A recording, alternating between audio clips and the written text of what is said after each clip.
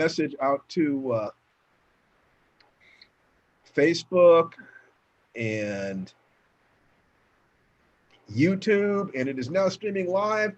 And welcome everybody to today's edition. Today is August the 5th, Wednesday, August the 5th edition of Life Writing Live. This is Stephen Barnes, and I am here. And today we're going to be focusing more on the warrior's journey, which means that we won't be talking about writing as much as we'll be talking about what is underneath writing, what it is that empowers a writer, what it is that empowers a human being, what that human being does to live a high energy, creative lifestyle is up to them. Now, me personally, I'm a writer, I'm a martial artist, I'm a husband and father. Those are the three things that matter the most to me in my life. If it connects with one of those areas, I care about it 100%. And if there's any part of you that is interested in, hold on for a second. I forgot to start recording. I'm going to record this. I'm going to record this on this computer. If there's any part of you that is interested in creativity, that is interested in having a life that is satisfying to you, a life of joy and contribution, happiness and growth, and all those things that make life worthwhile, then you are my people. You are my tribe. And it brings me unutterable pleasure to, I still remember the little kid I was so clearly looking out at the world and wondering whether or not there was going to be a place for me. If I would ever stop being afraid, if I would ever be able to share my stories with people, if I'd ever be able to find love. And now I've been able to do all those things. Literally, I was able to to fulfill all of my childhood dreams. I've published over probably close to 4 million words of fiction at this point, and worked in television and film.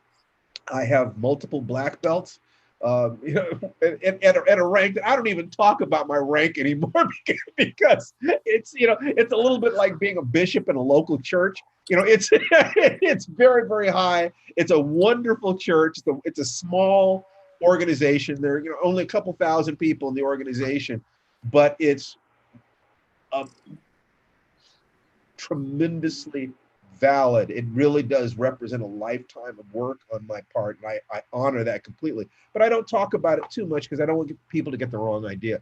And in terms of my relationships, well, anyone who has met or seen or read the amazing and gorgeous Tananarive Due knows that I am totally blessed in the arena of relationships. So we're going to talk about basically, how that works, because I spent my entire life searching for people who could teach me how to have these things.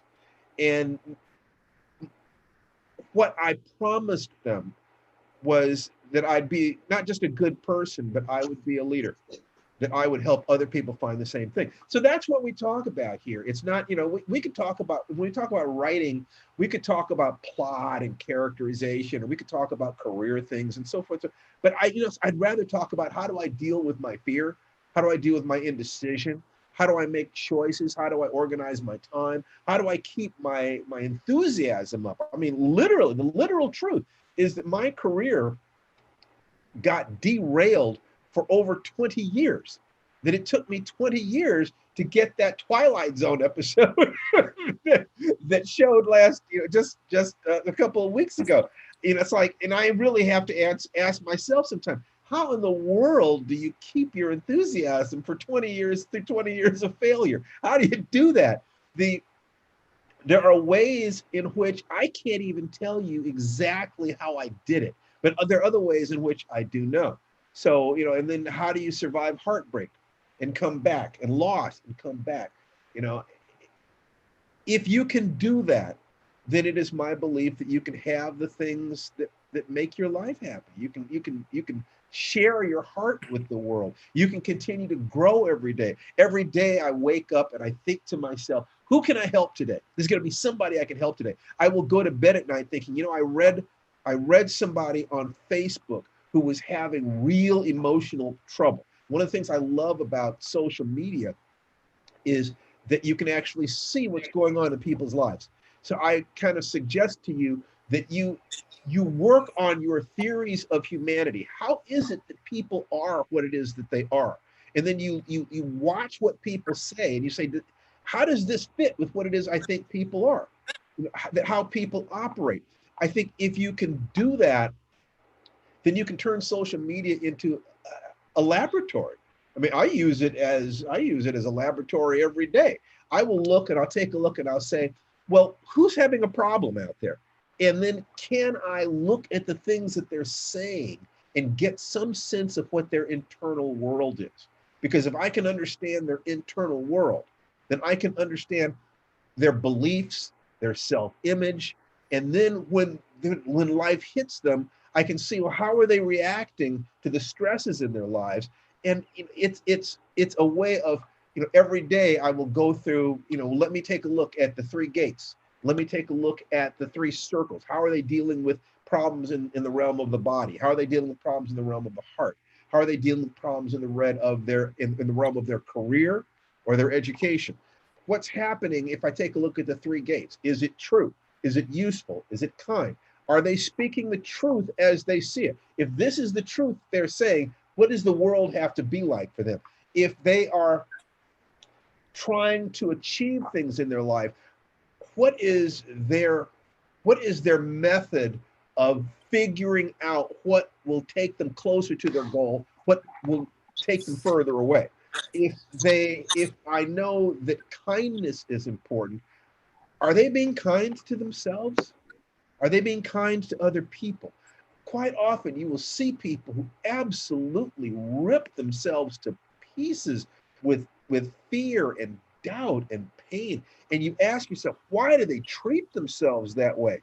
And once you start developing a theory of that, then you can ask questions. You find out, and you'll find out stories of loss. People could not remember ever having been loved in their lives. It's horrifying to find it. It's horrifying to see it.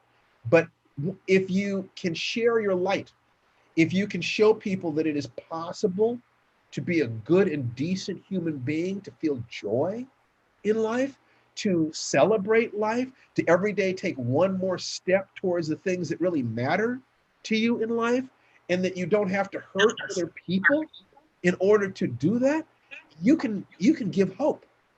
The world has never needed leaders more than it needs them right now. I mean, I would say that we are really suffering for a lack of leadership at the top. So that means that each of us has to care. Each of us has to help ourselves and help our neighbors. Each of us has to be a role model for children. We have to be the leaders. And if we are the leaders, then we can demand that those that we put up there as official leaders rise to a higher standard. We can demand that they tell the truth. We can demand that they do what is useful. We can demand that they do what is kind. And so I'm here. Being a warrior is about being ready to die and to, well, frankly, to kill in order to protect the things that are precious to you in your life. And that's the difference between a warrior and a martyr, by the way. A martyr is willing to die. A warrior is willing to kill. And the village, as grim as that necessity may be, the children of the village are not safe unless someone is willing to stand between them and danger. In this particular instance, I suggest that you be a warrior of the heart first. And that means being willing to kill your own ego image, being willing to kill anything that stands between you and the best you can be, the best you've got, to kill who you were yesterday to make room for who you're going to be tomorrow. So we're going to talk about that, because it is my belief that every courageous person who takes a step in a righteous way, who is committed to being honest, to being kind, and to being useful to the world. You are my brothers and sisters. You are my tribe. I live for you guys. You are what inspires me. It is my absolute honor to serve you. So today, let's see, what have we got today? Well, one of the things I wanted to do is I wanted to welcome into this a lady who is the very first, who has completely finished our Warriors Journey program. Now, the Warriors Journey program, Let me talk about that a little bit. I'm going to mute you guys now, and then I'm going to unmute. I'm going to unmute one of you. I'm going to unmute this person right here. Oh, not this person. This person right here. I'm going to unmute that person right there. Beep. Yes, there we go. Okay, so let me give you a little background. Many years ago, I was searching for a way to integrate my physical, mental, and emotional selves. The martial arts were the tool that I used for that, but martial arts in the United States is not a holistic tool. It is generally, well, you go to this school and you learn how to fight. You go to this school and you get into good shape. You go to this school over here and they teach you internal meditative things. But I needed all three. I needed all three badly. And I went to a workshop in the Tehachapi Mountains. It was a week-long workshop called the Warrior Retreat, at which I met some extraordinary people. And there were people who were using Native American and spiritual practices and connecting them, combining them with the martial arts. And while I was there, I met this one little woman. She's about 4'11", and she was teaching the women's self-defense class. And this woman was operating at a level of human efficiency, energy, intuitive awareness I'd never seen before. I mean, the graduating exercise for the entire thing was padded attackers. All the women would line up around the mat, and these padded attackers would challenge them verbally, and then choose one and drag them onto the mat and attack them, and the women would have to fight back. It was a very realistic, very, very vigorous exercise. Ordinarily, she had 3 men who did this work, but 2 of them hadn't been able to arrive. So she asked if some of the guys who were in the men's part of the camp, like I was, and my brother-in-law Pat was, if we would participate, if we would put on the armor and put our bodies out there so that the women could attack us and learn this thing. And it's just like, okay, so I get to be a warrior for the sisterhood. It's like, okay, I'm gonna take some shots. I'm gonna get hurt out there, but in the process of that, my sisters are gonna come out the other side of this being stronger. And so I loved that idea. So I went out there and I had fun. It was very challenging. The rules were very, very specific, and it was all designed to make sure that the women were safe and that they were totally challenged and pushed beyond their limits, but they were safe. And Dawn was just a little fireball because she was just present 100%. I'm never sure I'd ever seen anybody that aware and present to make sure everybody was safe, everything was going on, encouraging these women so that they would never quit no matter what we did to them. And a point came after I was starting to feel a little bit cocky, where I was wondering to myself, well, I wonder how good Dawn herself really is. And now she's standing like 10 feet away from me with her back turned, just a little tiny thing.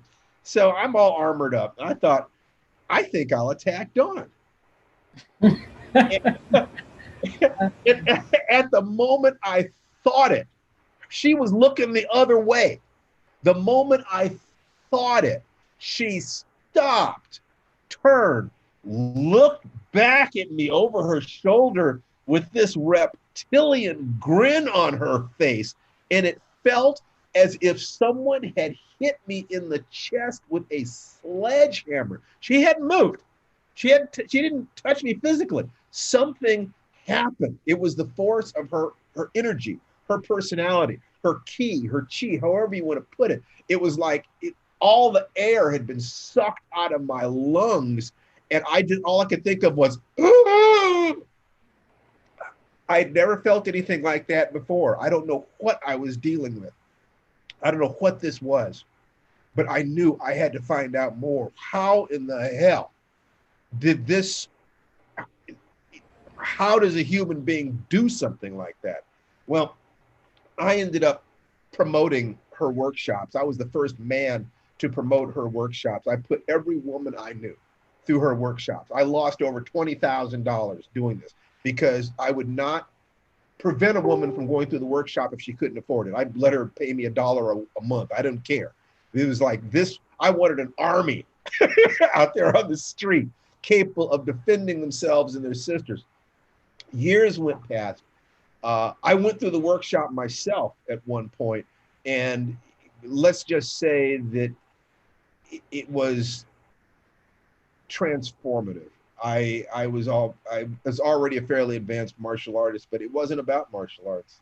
It was about having 100% connection to your belief that you have the right to be here. You have the right to survive. You have that animal right to, like that makes a Wolverine so dangerous. It's not the size of the dog in the fight, it's the size of the fight in the dog. When you, to put not too fine a line on it, there was one moment in one workshop where I was helping her, where there was a woman in the workshop who could not hit the pads, because we drill kicks and punches, thousands of times, just a few basic techniques that had to be wired in tight so that they'd be accessible. That information would be accessible under stress. And there was one woman who could not perform. She was just afraid. She couldn't hit the pads. I'm holding a padded bag, and she just couldn't do it. And so she'd broken down with everybody else, and the other assistants came over to me and said, we can't help her. We can't do anything with her. Steve, do you think you can help her? And so I said, I'll try. So she's standing in front of the pad, and there's tears streaming down her face. And I said, okay, well, hit me. It's okay. And I'm strong. I can take it. It's a pad. Said, I can't do it. I can't do it. And I'm thinking to myself, what's her worldview? This woman has been disempowered to the point where she is afraid to strike out to protect herself. And she has an unrealistic image of whether or not she can hurt me. She's afraid of angering me. It's not that she's afraid of hurting me. She has been taught to be helpless. She feels that if she fights back, I will hurt her. So it's like, what is the home life? What was her childhood like? And it's, you look at that, and all I could think of was cold, stark anger at whoever had hurt her, whoever had disempowered her, who had told her that she did not have the right to defend herself. So I said, it's one of the things that I have. I have this belief that I will do whatever it takes to help the people who are under my protection. I will not stop at anything. There are no limits to what I will do. So I thought, okay. I asked her a question. I said, she can't protect herself, but I bet she could protect somebody else. We've got that wiring inside us. So I said, do you have any children? And she said, no, I don't have any children. I said, do you have a little sister? And she said, yes, I have a little sister. I said, do you love her? And she said, yes, I love her. I said, do you do anything for her? I said, yes, I do it for her. In the back of my head, evil Steve, in the back of my head, evil Steve said, bingo, I've got you. So I said, all right, your sister is hiding behind you right now. And if I get past you, I'm going to, and then I said something totally obscene and horrible that I will not repeat for a video. And her eyes shifted. Something happened with her body language. Everything changed. And she came at me and she knocked my butt through the wall. And she was on me. And it took 3 men to pull her off me. And it's just like she just beat the hell out of me. And pulled off. I was laughing. I said, that right there, that's it. That's what you went into in your head. That's what I want from you. That's the place. When you have found the place inside you, either for yourself or for the people that you love or for your community, your country, your God, your values, whatever it is bigger, different from you, where you will finally say, I will take a stand here. This is who I am. In fact, your attention isn't even on yourself. There is no I. You're not worried about how you look. You're not worried about what if somebody else might do. You are 100% ball of fury. That place, that switch that exists inside our minds, it is there, that is our genetic heritage, the thing that kept us alive in the jungles before we climbed down out of the trees and became Pithecanthropus erectus, a couple million years ago. That switch is still there. And Dawn, in that context of her workshop, had found a way to tap into that deep instinct as well as the divine inspiration that says that I am a child of God. I am as worthy of life and joy and happiness as anyone who has ever walked this planet. I am no less than a star and no more than an ant. I am here. I am here.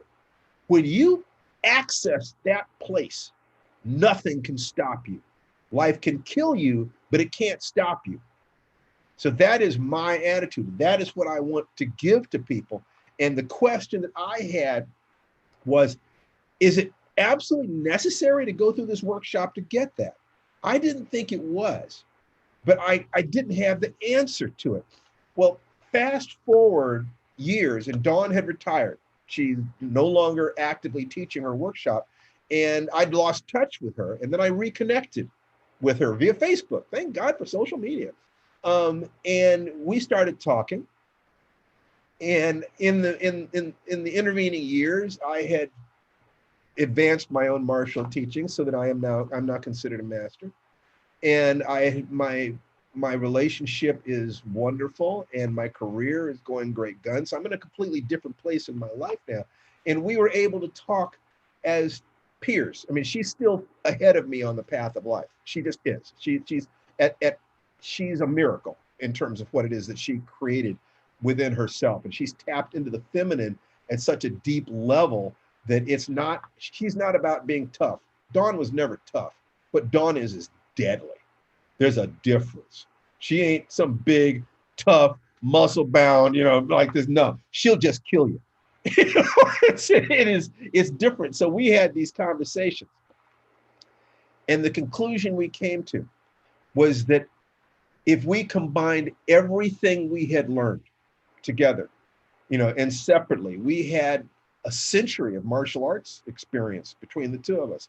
And my experience with yoga and hypnosis and neurolinguistic programming, other things, and her deep dive into the spiritual aspects of yoga, as well as her martial arts mastery, I believed that if we gave it everything we had, we could create a home study version of her workshop. Could it be possible? Could we do it? If we had 100% integrity, if we wanted 100% to give this, because I thought you'd give a human being this, and they can write, they can act, they can work, they can love, they can just be a human being who can access that creativity, that belief in themselves, that capacity to turn fear into energy. And they can do anything, because you're combining the animal and the spiritual, and the human being is suspended between those two things, between our animal survival instincts and our spiritual commitment to live a life that is right in the eyes of the divine, or in alignment with the forces of the universe, or however you need to say that so that you understand what I'm saying. Don't get stuck on the words here. So we created a 10-week course. And I have invited a couple dozen people. We sold a few copies of it. We invited a bunch of people into it, and we created a group on Facebook where I could watch what people were going through as they started going through the course. And the very first person to make it all the way through the course is Misty Soul, who is on the call with us right now. And Misty, how are you, darling? I'm good. I'm in the studio doing some painting, having a good evening. I'm on the East Wonderful. Coast right now. And what I would like for you to do is tell us your experience, and don't hold anything back, because if there's something from your experience of the course that people can take away right now and use tonight and tomorrow, without paying me a dime. That is what I would love. So there ain't no secrets here. You are free to say anything about the content of the course and your reaction to it, positive, negative, whatever. But please share with us. And once again, congratulations, sweetheart, for being the very first to make it through. That's really an accomplishment. People are breaking down left, right, and it was totally expected. Of course they were. I'm asking them to actually deal with their stuff. Okay. It wasn't a simple thing. So, share with us, ask me anything that you want. This is the time, this is the place, lay it out, talk to us. First, I want to say that I just want to say how great of a course it is. Online courses in general are notoriously hard to finish. I've had online courses that I haven't finished. I've taken online course creation courses where they tell you, like, one of the biggest things that you got to watch out for is in the middle of the course, a lot of people will just drop out. Yeah. And so I thought this was the repetitiveness of it and the well, I'll just say to the people watching, you're going through a lot of the same processes, but because you're doing it every day, as you live your life, each day the exercises mean something different to you. Can't step in the same piece of water twice. Yeah, and you have one of the most beneficial things about the course is that it's a tool bag.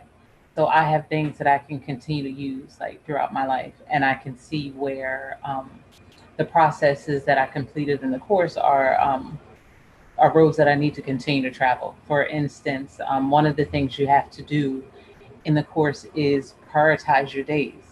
And I found that incredibly powerful because it forces you to get clear about what am I doing now that's taking me where I want to be in 10 years. And the system allows you to balance that with what I need to do tomorrow, what I need to do for my family, versus what I need to do for my dreams, versus what I need to do to pay my bills, versus what I need to do to make sure that I'm personally balanced and cared for and connected in a loving way to my world, to my community. And it's this wonderful holistic package that really allows you to actively explore wellness and balance. It's wonderful. And once again, I have so much respect that, your willingness to go through it and then report back your experience is going to help me to create version 2.0. It's like, what can I do? How can I make this better? Better, faster, stronger, deeper. What can I do? We had comments from people still stuck in week 3, learning how to trust myself after the bad decisions that became bad habits. Well, yeah, Ross, in that sense, the course is what you call it. It's like taking your temperature. It is a diagnostic tool. It isn't like you go through it, and if you don't go through it, there's something wrong with you. No. You're going to get stopped where you need to work. So all you have to do is work on that piece of it. And by the time you're finished with that might take you a month. It might take you 6 months, it might take you a year. How long did it take me to snarl up my emotions in my life so that it took me 17 years to earn my first black belt? What had happened in my life that it took me 20 years to get back on the horse so I could get another Twilight Zone episode and open that next part of my life? What did I have to go through to stop blaming myself for the destruction of my first marriage and destroying my daughter's family so that I could heal and be worthy of the love of a good woman? If I do the work and then I blame myself for falling down, rather than saying I pushed myself to the limit and I broke down. The same thing, it's like working out in a gym until you hit muscle failure. If you say, I loaded up the bar and I did 11 and I wasn't able to get 12, so I'm a terrible person, as opposed to, I put a little bit too much on the bar, let me eat, let me rest, I'll try it again in a couple of days. Okay, so the person who says, I put a little too much in the bar, so I'm strong enough to lift 200 pounds 10 times, but not 11 times. That's interesting, because the truth is that in life, you could be the strongest person in the world. You could get stronger every day until you're the strongest person in the world and still fail at every weightlifting meet simply by putting more on the bar than you can lift that particular day. That one of the things our ego does to stop us is to excoriate us for not being perfect. Doesn't matter how much you do. Doesn't matter how far you've come. Doesn't matter how much you've accomplished. If people beat the hell out of themselves for not being perfect. So you broke down at a particular point. Congratulations. You've discovered a breakdown. That is a good thing. It's a valuable thing. And most people do not have the courage to push themselves until they break down so they can find out what is working and what is not working in their lives. So you've hung in there, Ross. All the guilt, the blame, and the shame is in there, but you've never totally backed away from it. You keep coming back. You keep coming back. I would want you on my team, buddy, because you won't quit. You may get the breakdown, but you're still there. So this is great. And Scott just completely fell out, needed to start over again at day one. You can start over again at day one, or you could start where you broke down. It's going to be there for you when you need it. All the information is there. All that is there. The community is there for you. If you share with us how you broke down, and then you can say, you can tell us, how did you break down? What did you do to break down? I had to think this way. I had to say this to myself. I had to visualize this thing over here. So for instance, I got busy in my life and I forgot to do my journaling for 2 weeks. All of a sudden I remember, oh my God, I haven't been doing my journaling. You look at the journal. If you're clear, you just pick it up and keep going. But if you have stuff inside you that you've been carrying from childhood or from disappointments that is literally trying to stop you from growing, then at that point, what it will do is it will excoriate you for the breakdown. So you're not just dealing with whatever it is that could not move forward. You're now also dealing with the guilt about not having moved forward, and your shame about the guilt, and your confusion about the shame about the guilt. So dealing with the thing itself, the practice itself, requires, let's say, 3 cubic inches of energy, of your energy.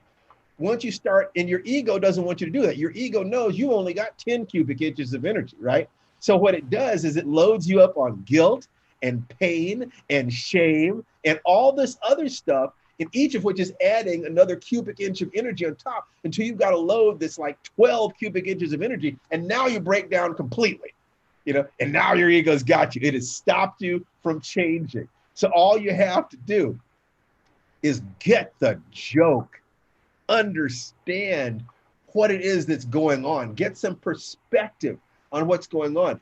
And when you are ready to move, when you can laugh at what happened before, forgive yourself completely for what happened before, now you're prepared to just move forward. Cascade, avalanche of crap. That's right, Ross. Let me tell you, buddy, I remember I had my heart absolutely broken by a woman. She did something, I thought we had something. And she did something so self-destructive that I could not believe it.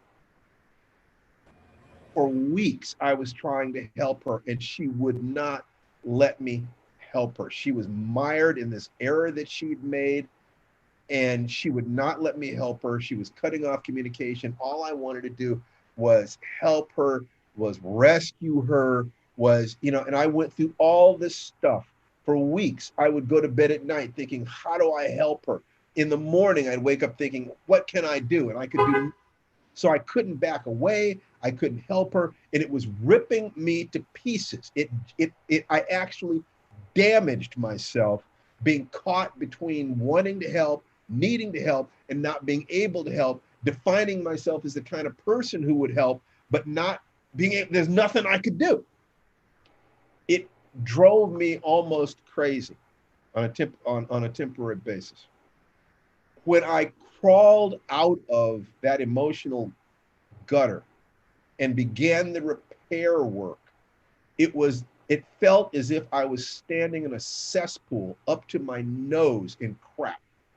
And I had a teaspoon to try to clean it out. And all that kept me going was faith. And all that kept me going was loving that little boy inside me who started this journey of life, and absolute commitment. I would not let him down.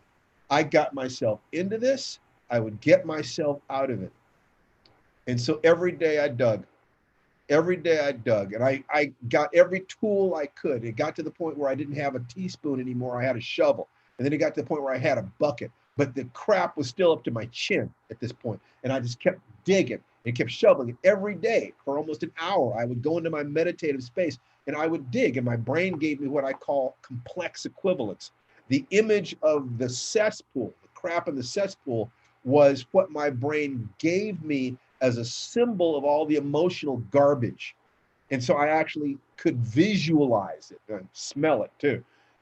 I could visualize it. And so it's like more crap, more crap, more crap. It's like I would dig out 4 shovels and 2 more would come back in. But I kept digging, I kept digging, I kept digging with nothing but faith. It felt like it took forever.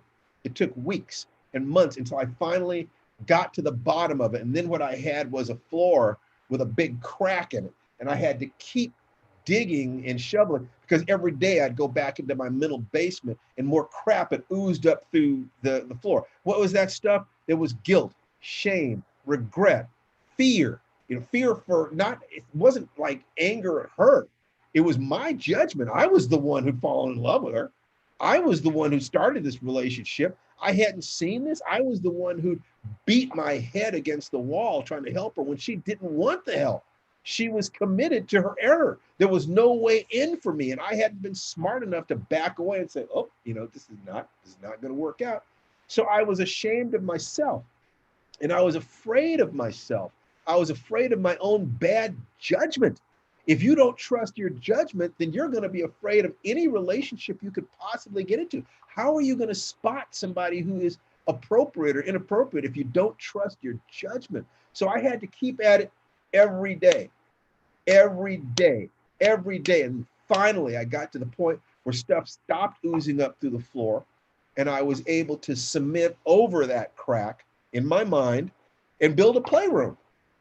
And now that little boy inside me I can visualize him playing in that playroom. And from time to time, some roaches or something will come scurrying up from whatever is underneath there, and I'll have to kill them. I'll have to tidy up a little bit. And I do my daily meditations and my daily actions, partially visualize the space inside me. Is it neat and clean and safe? Are my emotions good? Is there a safe place inside me for the little boy who started this journey, who I dearly love? Little Stevie is just one of my favorite people in the whole world. He is just the cutest little guy, and he started life, and all he wanted was to run and jump and love and be loved and share stories with the world. And he got the holy living crap kicked out of him. And both the boys and the girls told him in no uncertain terms that he was a wimp and he would never be part of their tribe. And so the part of me that went through all those decades of martial arts training, it wasn't because I wanted to be Billy Jack or Bruce Lee or anything like that. I just wanted to feel safe in the world. And then once I found that safety and I found a way to be in the world that let me be loving and open, because I will kill you if you mess with me or my family. I wanted to be able to share that with people, with you guys. And that's what I'm doing. So we had those questions there. Let's go back to Misty Soul and talk more about what did you find the most difficult thing in the course? The same thing that the other participant was talking about, the ego, because I didn't complete it in 10 weeks. It took me longer than that. Yeah, I became aware, I don't think anybody's going to finish it in 10 weeks. And I need to make it very clear to people that if you can do it in that time frame, you didn't need it. You know what? I went back to that statement a lot in my mind. He said, it's not, you don't need it, or you're not doing it. If it's easy, you're not doing the work, or you don't need it either way. Yeah. So, life is hard. And so what you do is learn to enjoy the effort. You learn to take pride in being one of the few who can really do the work. It's like writing is hard every day. I have published over 4 million words of fiction. It's still hard. It will always be hard. It's supposed to be hard. It's just that I'm tough. I can do it. It's like, and I take pride in being one of those people who can do it. And that gives me the energy to every single day get out there and do it. So go ahead, Misty. So yeah, so that the idea of keep going. Part of what you built into the program was what allies, resources do I need to complete this journey? Whatever personal journey we were on that we had identified in the program, but it also worked for the program itself, right? So I would look at, what do I need? Like, where can I pull faith from? Well, I have faith in you as the creator of the program, and I have faith in the process itself. And so even when I'm not sure that it's working, excuse me, motorcycles, like when my ego is telling me, this is not, you're not really doing anything, or you're not doing it right, it's not working. One of the biggest things that I feel like my mind would tell me was go back to the front of the line, just start over. So I would get into this, and I noticed a pattern of that with myself, where you don't trust that you're going the right way. It's like you get in the car and you're going the right way, and then you turn around, you're like, oh, maybe you make all these wrong turns, when you should have just trusted that you were on the right, path. And so just having to exist in the space of, maybe I'm not doing it right, maybe it's not working, but still doing the work. That's what helps, leaning back on that. What faith do I have? Because maybe I don't have faith in myself today because I skipped a week, or I skipped a few days, or I've had this setback. So yeah, just faith in the process. And that like I just carry that through my whole life. Because there are days when it seems harder than others, but you still put in the work. And then tomorrow you're like, oh, well, I feel great because I did that yesterday. But if I listened to myself yesterday, I wouldn't have done it. Oh, great. And one of the reasons I love these conversations is that I never know what I'm going to say, and I never know what's going to be triggered. And what I just heard right there is an opportunity for me to talk about the process of problem solving.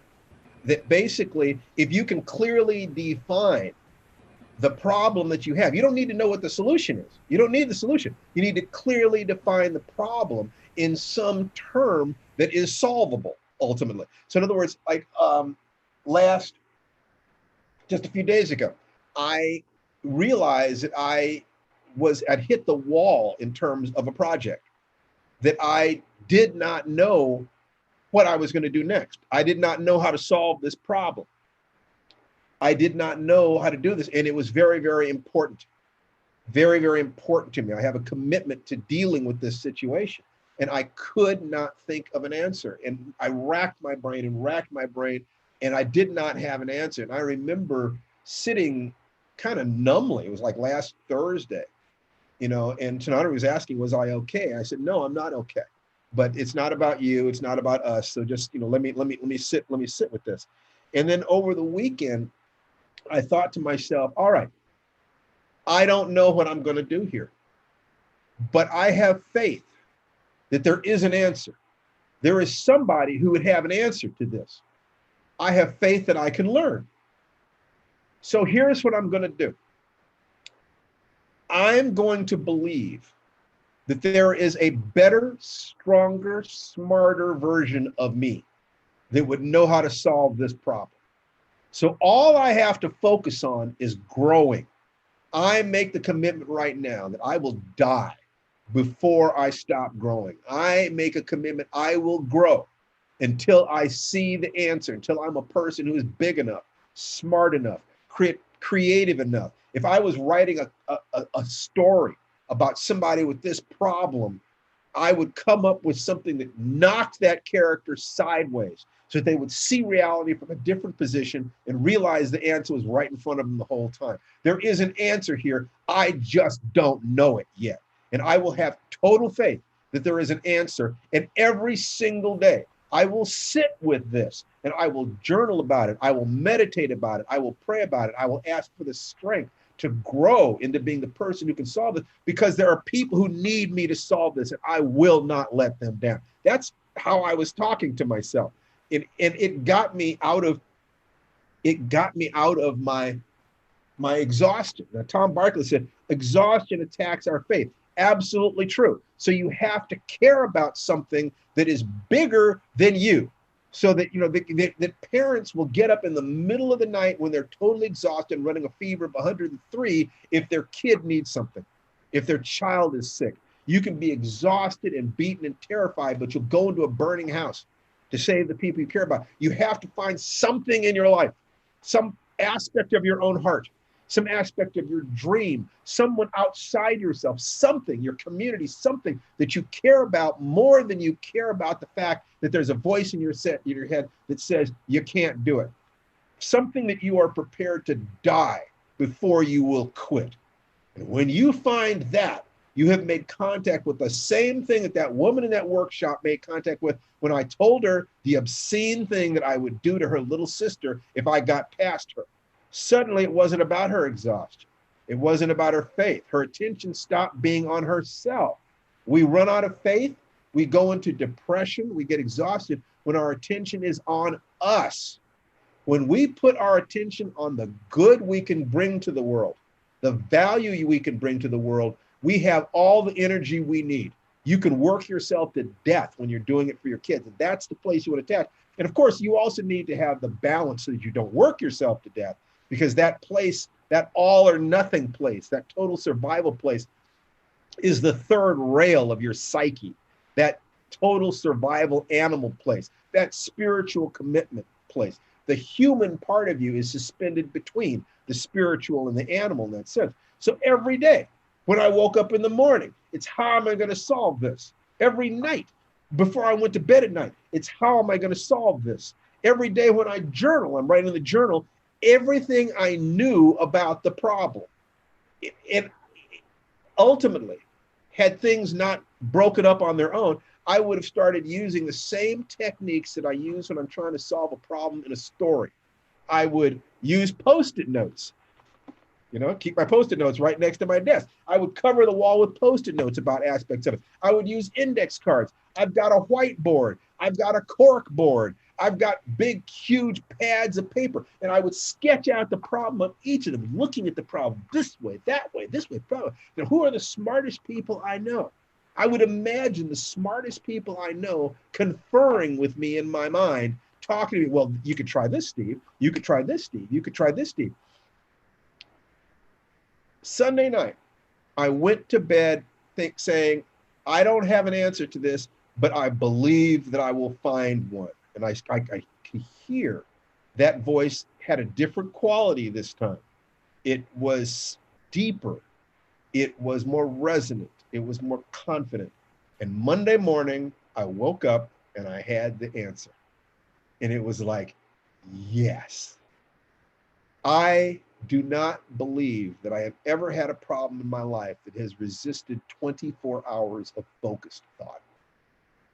There are times when I have locked myself in a room and said, I will not eat. I will not leave this room without the answer. And I would sit there with a pad of paper for hours and sketch out everything I knew about the problem over and over and over again, trusting that there was something inside me that could come up with an answer for this. That's that warrior part. That part that will not stop and that will kill the part of you that doubts you. You make contact with that, and then you choose challenges that will force you out of yourself, force you to become a bigger, stronger, better person. Issues that I cannot solve this unless I grow. For someone who could zip through this course in 10 weeks, they'd have to go out and find a life-threatening problem to trigger that part of themselves. But for those of us who get stopped by the work, by the confusion happening in life, and the doubts, you have just found a challenge that will absolutely raise your level just by doing something that is relatively safe in your home.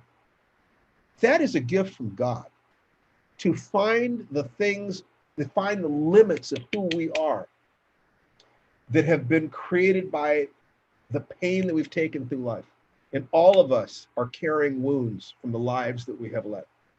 To find the part of you that is capable of committing 100%, that you will get up again and again and again. To know that that part is inside you and that you can rely on it is one of the greatest gifts that you could possibly give yourself. You know the hero inside you. The whole life writing thing is, how do you be the hero in the adventure of your lifetime? You will have to slay the dragons. And one of the things you will learn, I mean, there are 4 steps to mastery. The first step is you find yourself fighting the dragon and you find a way to change yourself so that you are strong. The second step is that when you see the dragon, you automatically begin to shift so that you put your armor on automatically when you see the dragon. The next step is that you see that the dragons are not dragons. You see that they are creatures of your own psyche, and that if you can befriend them, they become like guard dogs at the gate of your soul. And the last step is that you develop the capacity to find and slay and recruit and transform dragons in every arena of your life. By mastering one arena, you've opened the gate to mastering all. My dear and much missed mentor, Jerry Pournelle, said, if you master anything, you've learned how to master anything else. And Musashi Miyamoto in the Book of Five Rings said, master one thing, master 10,000 things. So this is about learning how to master yourself. It will be difficult because it should be difficult. If you want to be strong, if you want to find the deepest, truest part of you, then you find the thing that's hard.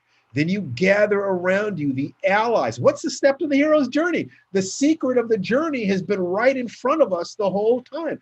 Every generation of elders tries to teach it to the next generation of students. You will be confronted with a challenge. There will be fear that stops you from accepting the challenge. At some point, you will find the motivation to keep going anyway. You will set out on the road of trials where it's just every day, day after day after day, you will do certain things. You will find new allies and gain new abilities, because if you had the ability to do this when you started, you'd already be there. So, when you start to go after a new goal, take it for granted. You're gonna break down. Take it for granted. Assume that. And if you didn't break down, if you zip through it, go out and find something harder. It's like you go to the gym, you don't lift weights that are easy, you'll never grow. You want to be out of breath. That's the only way to signal your unconscious mind that it's time to grow. It's the only way you can do it. If you do those things, the next step is you will have your initial confrontation with evil in which you are defeated. Did you hear that? It's right there in the hero's journey. You're going to lose. You're going to fail. You're going to fall on your face. It is designed into the system.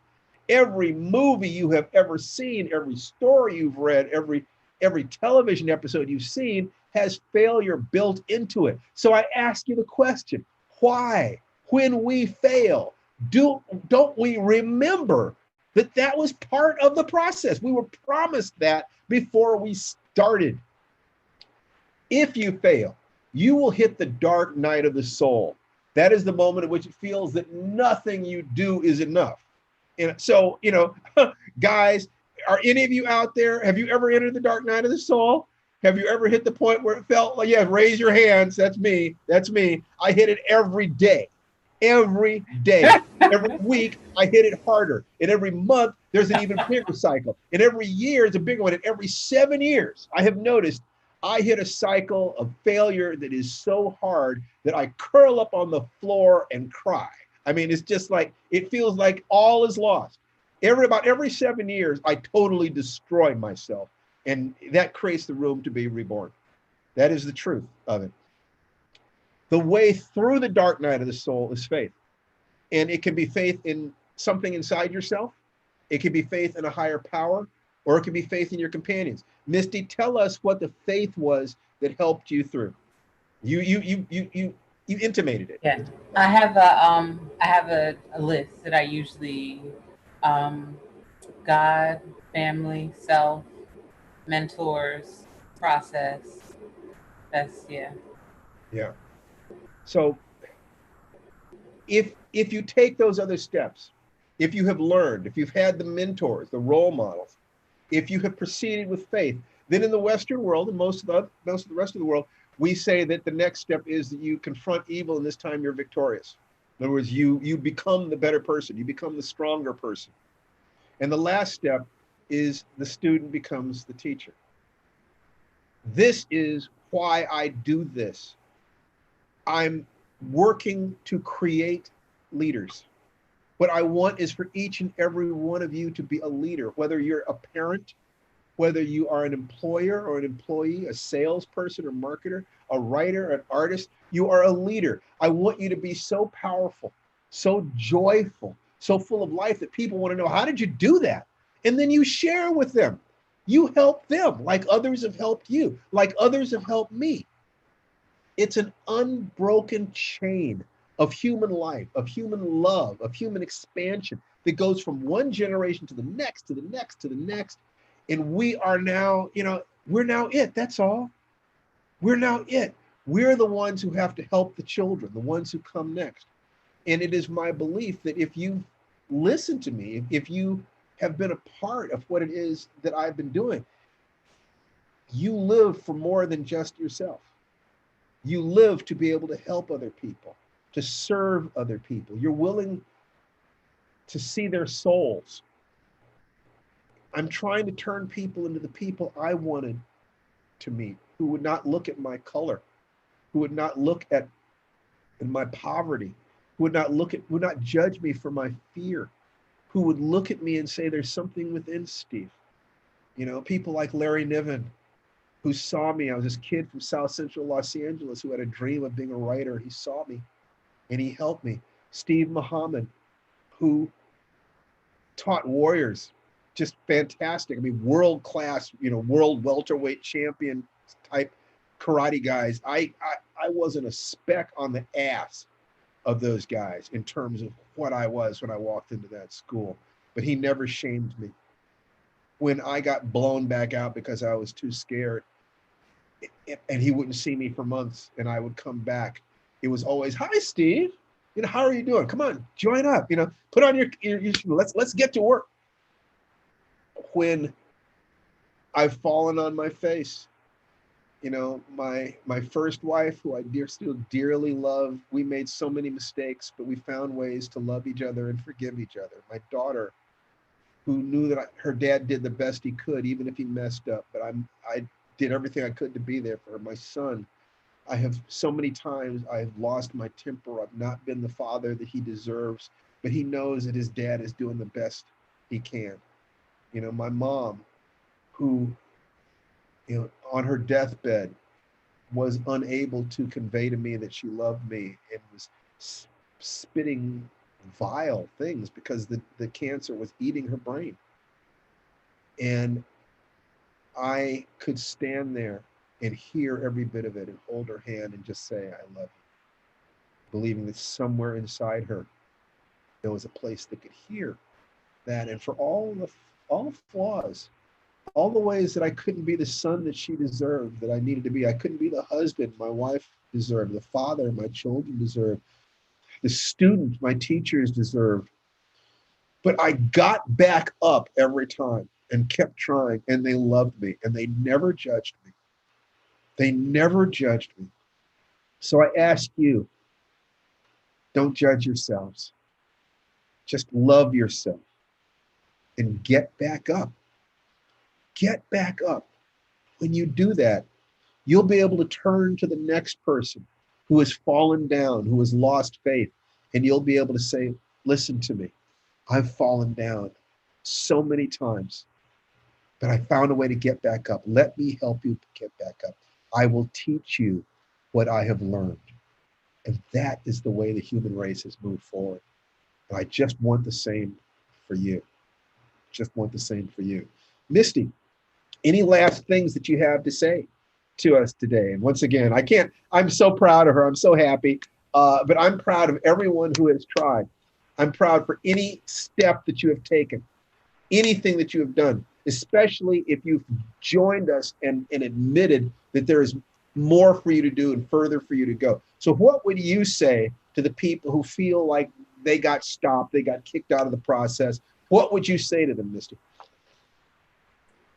Get back up, trust the process, be gentle with yourself, be loving, and just give yourself this gift. Great. That is wonderful. The gift that she speaks of is the Warrior's Journey course. You can learn more about it at www.realwarriorsjourney.com. We are here every week, about 2 to 3 times a month. We're talking about writing specifically, but as you'll notice, what we're really talking about is who is the writer, who is the artist, who is the instrument that does these things. Let us work on this instrument together and help each other and raise each other up. I thank each and every one of you so much for being here today. I love this so much. I love that you let me touch you. You let me interact with you. You let me share, that it's a safe space for me to talk about my own failings, my own frailty. And that is a gift. I want to be a safe space where we can tell the truth to each other about what we're going through. The rest of the world can be what it is. But I want to create a safe space for you where you can be what you need to be in order to grow and heal and shine and be as magnificent as I know God intended you to be.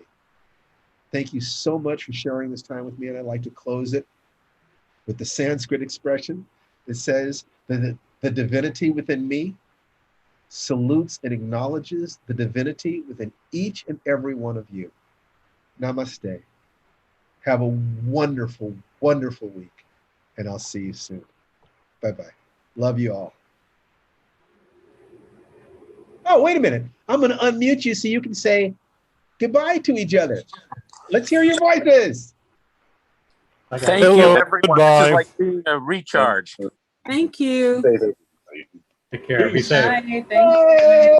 Take care. Be safe. Nice to meet you all. And see you in a week. Bye-bye. Yep. Thank Goodbye you. now. Bye.